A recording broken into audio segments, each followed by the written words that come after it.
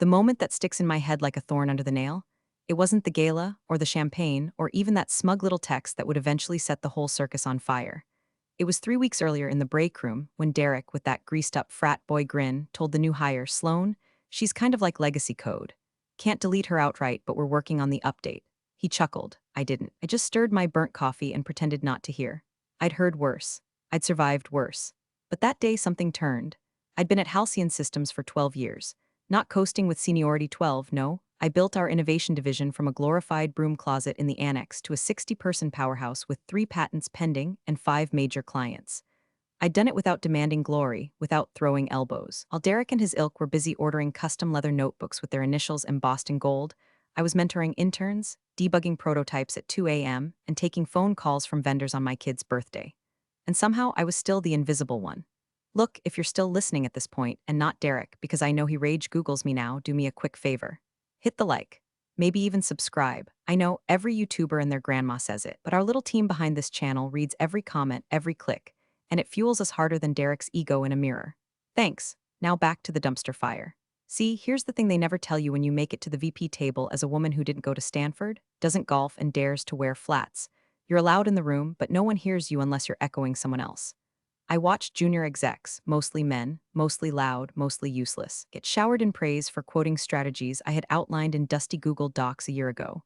I saw them rebrand my efficiency model as the Derek method on a slide deck. I sat through meetings where I wasn't just ignored, I was erased. Still, I stayed. Loyalty? Sure. Fear? Probably. But also because I had built something real, and I wasn't about to let some portfolio padding nepotism prince undo it without a fight.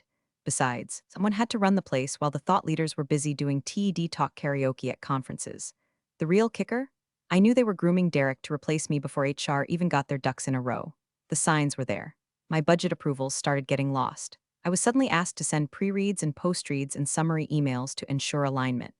My one-on-ones with the CTO were quietly canceled. One by one, no explanations. My team was being poached, repackaged, and presented as a new vision under Derek's glittering charm and plagiarized jargon. And I stupidly, stubbornly, still tried to play it straight. I dotted my I's. I smiled at the board luncheons. I even ordered extra team mugs with the new branding just to keep morale up. Because I thought maybe, just maybe, substance would win out over smoke. But the longer I played nice, the more I felt it, this slow, quiet drowning. Like they were piling sandbags on my shoulders, one strategic realignment at a time. Until that day in the break room. That day, I stopped being loyal. I stopped playing fair. I started taking notes, because if I was going down, I sure as hell wasn't going quietly. Derek showed up on a Tuesday like a human LinkedIn post brought to life. Tan blazer, no socks, some overpriced loafers that looked allergic to work. Introduced himself at the staff meeting with a laugh that said, I've never been told no, and PowerPoint slides with more gradients than substance. Think of me as a catalyst, he said, like that was a compliment and not a warning flare. I'm here to unlock the latent power of Halcyon's most underleveraged assets. Spoiler, that was me. I was the underleveraged asset.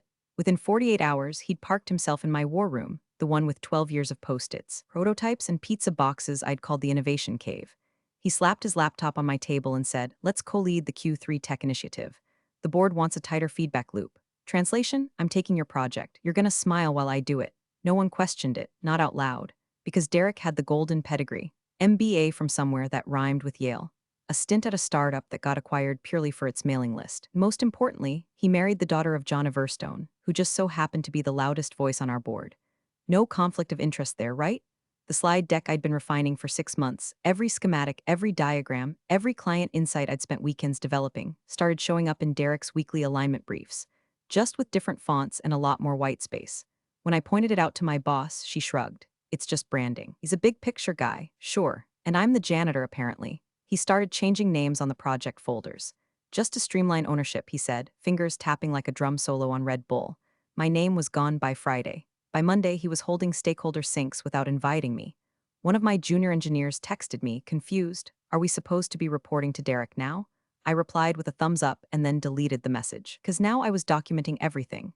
Not just the overt power grabs, the little things, his meeting times, his version numbers, the way his summaries copied entire phrases from my archived emails, every misspelled acronym, every bloated buzzword. I had a spreadsheet titled for when it burns, and make no mistake, I knew it would burn. It got worse before it got ridiculous. He started hosting innovation huddles at 8 a.m. on Wednesdays, mandatory for my team, the kind where everyone stands around while he ideates in a word cloud of nonsense. One week it was decentralized synergy matrices. Another, frictionless ideation scaffolds. I swear he opened a Miro board and just typed synergy 12 times in different colors. Meanwhile, my actual work, the prototype that worked, the client feedback that mattered, the engineers who built things, was being ignored, redirected, repackaged as his streamlined vertical. I even saw my own whiteboard mockup in one of his investor decks, right down to the typo on optimization. He left it in like a watermark. But here's the part that really lit the fuse. He booked a dinner with one of my longtime clients solo, said it was a reconnection dinner. I only found out because the client CC'd me on a follow-up and asked if I'd approved the new pricing model Derek suggested. I hadn't. It was wrong. It was reckless. Reeked of someone trying to impress the board with revenue projections based on hallucinations and hubris. I smiled, replied politely, corrected the figures, and then I opened a new folder on my desktop, Exit Strategy, because if Derek thought I was legacy code, he hadn't read the fine print. I was the source, and I had backups. They say betrayal feels like a stab in the back. Wrong. That would imply you didn't see it coming. Mine felt more like slow strangulation, soft hands tightening behind a velvet curtain. No alarms, no screaming, just silence where my voice used to be. I first realized I'd been ghosted, corporate edition, when the calendar stopped pinging. The Monday product sync, gone. The Q3 strategy sprint, vanished. The bi-weekly with the CTO, canceled for bandwidth, allegedly. I scrolled through the shared invites. Every single one now listed Derek as owner. My name, absent, erased, like someone had just hit backspace hard enough to rewrite history. At first, I told myself it was an oversight, a clerical hiccup. Maybe Gina in ops got wires crossed. But then my favorite engineer, Rachel, one of the few bright lights in this fluorescent hellscape, messaged me privately. Are you not on the Wednesday roadmap call anymore? Derek just demoed your prototype. My prototype. The one I'd stayed up 3 nights building. The one I tested so hard I fried the logic board and had to cannibalize a demo unit just to reboot it. The one I'd named Project Kestrel, a nod to the bird my daughter loved. The one we watched dive bomb crows in the park. Apparently now it was called Derek's flagship alpha. And apparently I no longer existed. But the tipping point? That came wrapped in a red lanyard and a smug Instagram story. Halcyon had sent Derek to San Diego for the annual Future Tech Forum, the biggest damn industry conference we attend all year. Normally, I'm the one they send. Not because I beg for it, but because I know the damn product. I've spoken on that stage 3 years in a row. I've shaken hands with the CEOs who matter. But this year, I saw it secondhand in a story someone forwarded me. Derek on stage, grinning like he just cured cancer with a recycled TED talk. Behind him, my UI, my architecture, my flow charts, they didn't even change the fonts. And still no mention of me, not in his slides, not in his speech, not in the caption. Presenting Halcyon's breakthrough initiative powered by next-gen strategy. He even added a rocket emoji. A goddamn rocket emoji. I slammed my laptop shut and stared at the beige wall of my office until it blurred into static. Not out of sadness. Not anymore. That had come earlier, back when I still believed in fairness or credit or karma. No, this was different. This was surgical clarity. That's when I got the knock. It was Elliot, a data lead from marketing who'd been around long enough to know where the skeletons were buried and who had the shovels. He closed the door behind him and muttered, "You didn't hear this from me, but Derek's been talking to HR. Words like redundant and legacy transition plan are being tossed around. He's planning a restructure. End of Q3, I stared at him. After he finishes demoing my prototype, you mean? Elliot just nodded, looks that way. I didn't flinch. I didn't curse. I didn't throw my chair, even though it suddenly seemed like a deeply reasonable thing to do. Instead, I opened my drawer, pulled out the slim USB stick I kept for emergencies and copied everything. Architecture diagrams, client emails, proof of authorship, early sketches with my annotations, even the pitch video I made at 2 a.m. with my dog snoring in the background, proof this was mine. Then I did something I hadn't done in years. I made a list. People I trusted. People I could build with. People who saw me before Derek's halo blinded the board. And I started calling. Not loud, not obvious. But one by one, I began stitching something new from the threads he tried to unravel. Because if Derek wanted a legacy transition, he was damn well going to get one. Just not the version he expected. At 1:17 a.m., somewhere between the 5th espresso and the 12th version of the pitch deck, I felt it, that old hum in the spine I hadn't heard in years. The one that used to show up back when I still believed in possibility. Not promotion. Not politics, possibility. My living room had turned into a war bunker. Blueprints, user flow sketches, and investor psychographics littered the floor like corporate shrapnel. My dog, Brisket, looked concerned. I hadn't taken him on a proper walk in 2 days, but I wasn't spiraling, I was building. Again. Only this time I wasn't building for company. I was building out of one. I named it Project Threshold. Quietly, privately, it felt like a dare. I took the bones of what Derek had stolen and stripped the bloat he'd added. Pulled out the parts that worked, the pieces that could scale, and welded them into something sleeker. Something that didn't just respond to a problem, it anticipated it. No more leveraging synergies or streamlining verticals. This was utility, function, precision. My original architecture, but cut loose from Halcyon's bureaucratic fat and marketing glitter. The first NDAs I sent out were short, 2 pages to the point. No frills, just like the prototype. I started with Tasha, my old mentor from my MIT days, now deep in the venture trenches. Then Lisa, the COO who once told me in the hotel bar at Tech Women's Summit, "You ever go solo? I want to see it before Sequoia does," they answered. Quick, curious. But the big swing? Martin Cleary. Martin had always been a unicorn wrapped in corduroy, an investor who actually read technical specs, not just market summaries. He didn't chase hype, he chased builders. Years ago, when my division was still scraping together beta tests, he'd stop by unannounced and ask me, "You ever think about starting something real?" Back then, I said no. Back then, I thought loyalty mattered. Now I knew better. I didn't pitch him directly. That would have raised alarms. Instead, I sent a ping to his assistant, Claudia, just to hope you're well, with a quiet link to a sandbox environment. No company name, no branding, just access. 12 hours later, I got a reply. Martin wants to talk. Meanwhile, I kept my halcyon face polished. I smiled in the halls. I showed up to team huddles. I nodded through Derek's nonsense like a bobblehead wired for pain. Let him think I was winding down. Let him believe he was breaking me down into parts for salvage. Because beneath the surface, I was recruiting 3 engineers who'd already been reallocated by Derek, bitter but brilliant. 1 UI lead who'd quit last year, tired of our glass ceiling disguised as a skylight.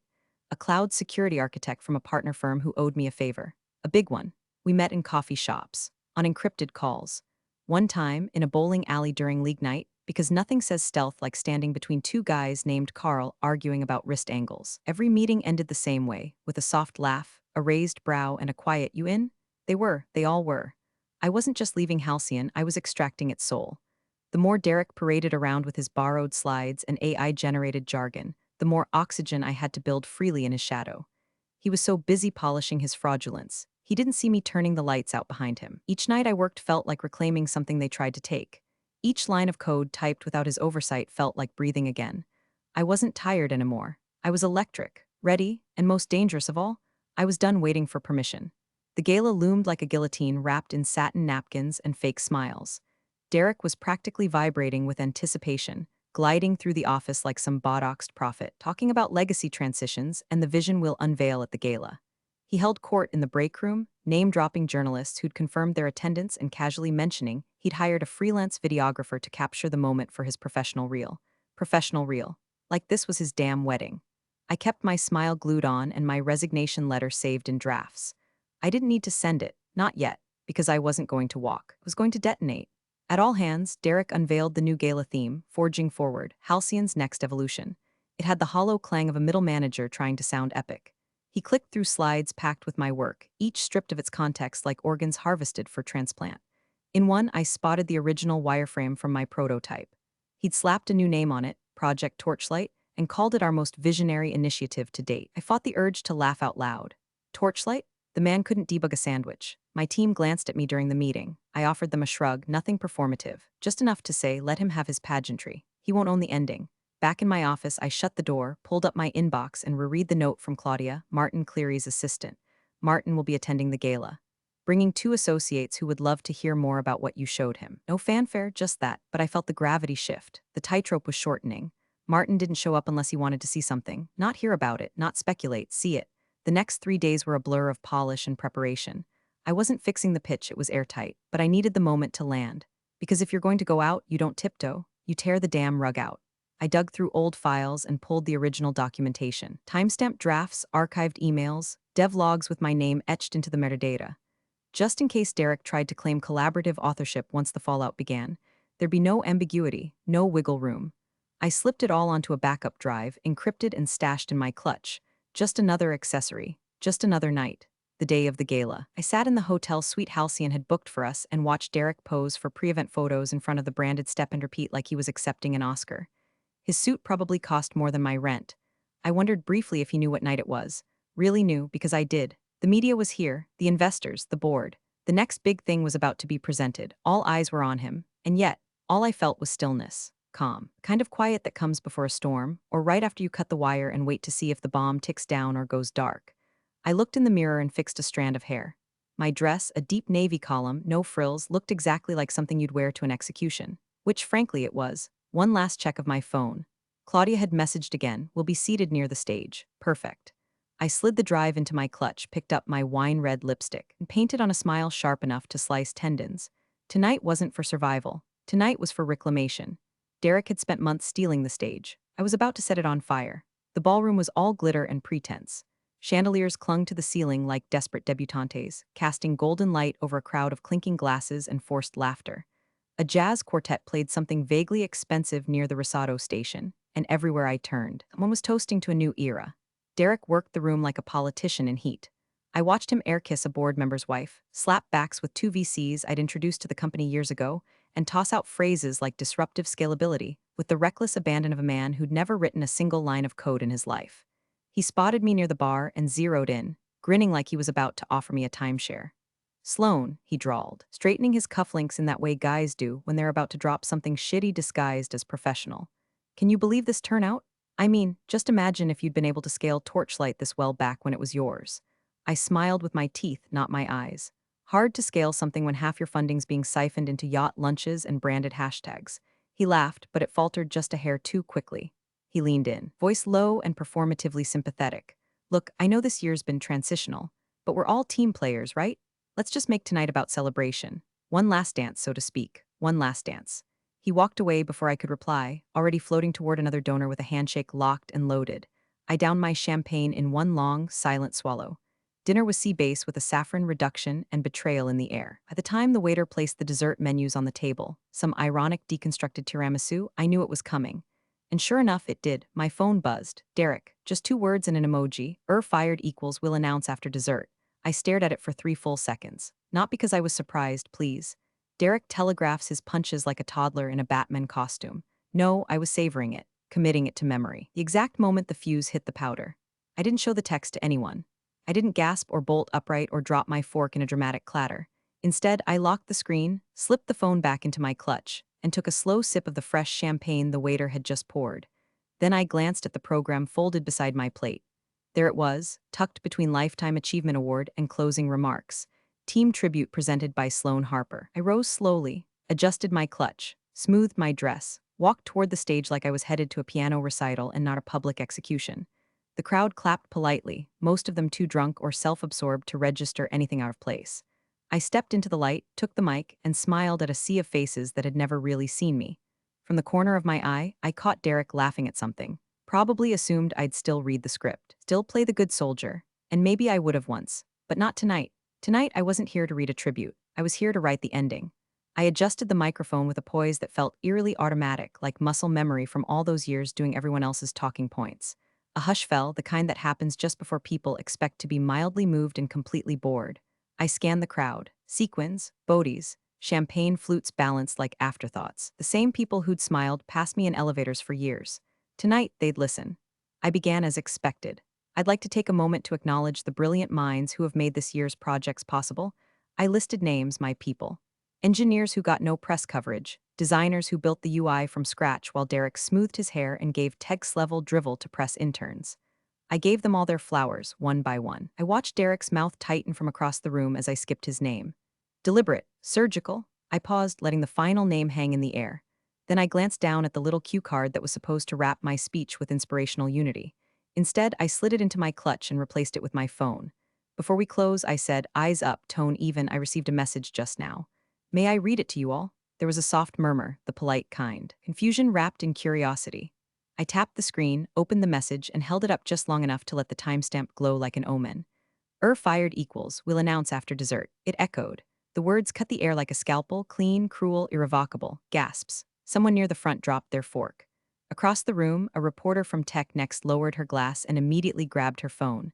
The CTO leaned forward, glasses slipping down his nose. A woman in the back muttered, "Holy shit." I didn't flinch. I didn't blink. I just smiled, calm as a scalpel in a sterile room. I assume I said, still holding the mic like a steady hand in surgery, that this was meant for after the moose. But since we're all here and I was graciously given the stage, I thought transparency might be appropriate. Derek stood now, half out of his chair, unsure whether to sit back down or charge the stage. I watched his face cycle through disbelief, rage, panic, like a Wi-Fi signal flickering between failed connections. I continued, voice unwavering. This message wasn't surprising, but it was telling. After 12 years, after building a division from scratch, after mentoring teams and delivering growth quarter after quarter, I'm informed of my termination during dinner. by text, with an emoji. I let that word settle, emoji like a stain spreading on white linen. I scanned the room again. More eyes were on me now than in all my years at Halcyon combined. I came here tonight to give thanks, I said, closing the screen and sliding the phone away. And I have, but I won't leave this stage pretending the story ends with a smiley face. So let me finish with this instead. The work I've done, the real work, doesn't disappear because someone else wants credit. Innovation doesn't come from PowerPoints and PR. It comes from people who build quietly, relentlessly, often invisibly, until they decide to stop being invisible. A long silence. Derek stepped forward, mouthing something, probably security or damage control or maybe just no. Too late. I nodded once and stepped back from the mic, heartbeat steady, every word behind me now like a match dropped into dry brush. The fire had started. For a few heartbeats, nothing moved. The ballroom held its breath like a crystal decanter on the edge of a marble countertop. One twitch, and it all shatters. The silence was rich, heavy, a vacuum after detonation. And then shhhhkk, the distinct sound of a chair sliding back, slow and deliberate, heads turned like synchronized swimmers. From the second row he stood, Martin Cleary, Halcyon's crown jewel investor, the man whose money made things happen and whose silence usually said everything. He didn't speak right away. He adjusted the cuff of his navy blazer, rumpled, old money confident, and walked toward the stage with the calm of someone who'd already decided how this would end. No rush, no drama, just inevitability. Derek froze mid-stride, mouth half open, one hand out as if he could somehow plug the hole I'd just blown in his Titanic. Martin stepped up beside me. Looked at me, not through me, not around me, but at me. Like I wasn't legacy code or redundant. Like I was the damn source. He took the mic. "Miss Harper," he said, voice low but clear enough to slice through the tension, "I came here tonight expecting to hear about Halcyon's future." He turned slightly, letting the crowd soak in the weight of each syllable. "And I have." Derek took another step forward, then stopped dead. Martin continued. "We've reviewed your platform, your numbers, and most importantly, your leadership. Effective immediately. Your new venture will be fully funded." He paused, then added with a small nod, "By us." You could feel the room snap, like a pane of glass finally giving way. Cameras went wild. Flashes popped like paparazzi at a royal scandal. Somewhere, a champagne flute shattered against tile. Reporters elbowed toward the front of the stage.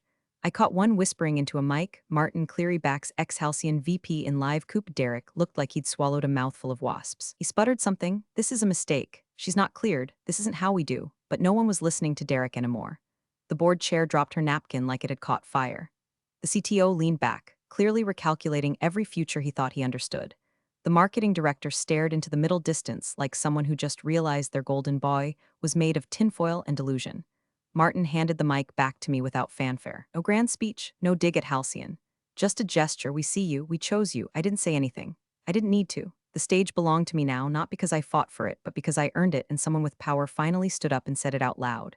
Derek was frozen at the foot of the steps, one shoe awkwardly turned like he didn't know whether to run or demand a hug. I looked at him, really looked. Not with anger, not even pity, just a quiet, clinical certainty. This was his moment to realize he'd been playing checkers in a chess match, and I was already on my final move. The applause hit like a wave, polite at first, then rolling into a thunderclap of release, disbelief, maybe even joy.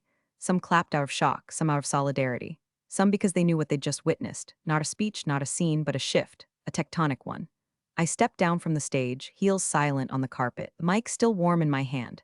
For the first time in years, I wasn't walking back to my seat, I was walking out. Not demoted, not escorted, not ushered off stage with a PR-crafted press release. No, I was chosen. Derek lunged in behind me like a poorly trained retriever, whisper shouting my name as if we were still co-workers and not battlefield remains. "Sloan, wait, I think this has gotten out of. This isn't what you're doing is." Martin Cleary didn't even slow down. He brushed past Derek with the same indifference you'd give a kiosk worker offering cologne samples. Two other investors followed close behind, one of them already on a call, saying yes, the Harper pitch deck. Get it in front of due diligence before lunch. As I moved through the ballroom, heads turned, not away, not past me to me. Women raised their glasses. A few staffers gave discreet nods, the kind you only give to someone who finally did the thing you'd been dreaming about while staring at beige cubicle walls. The board sat frozen, half in chairs, half in shame, blinking like deer in the crash lights of a truth they'd helped ignore. The doors opened. I walked through them without looking back. By noon the next day, the headlines were biblical. Harper hijacks Halcyon Gala, with investor backing innovation coup.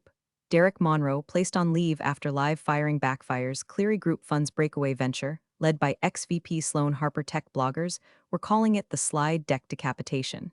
Even the Wall Street Journal ran a piece with the subhead. They sent her a smiley face. She sent them packing. Halcyon PR went into full damage control. The official statement called it a strategic personnel reshuffle that had been regrettably miscommunicated.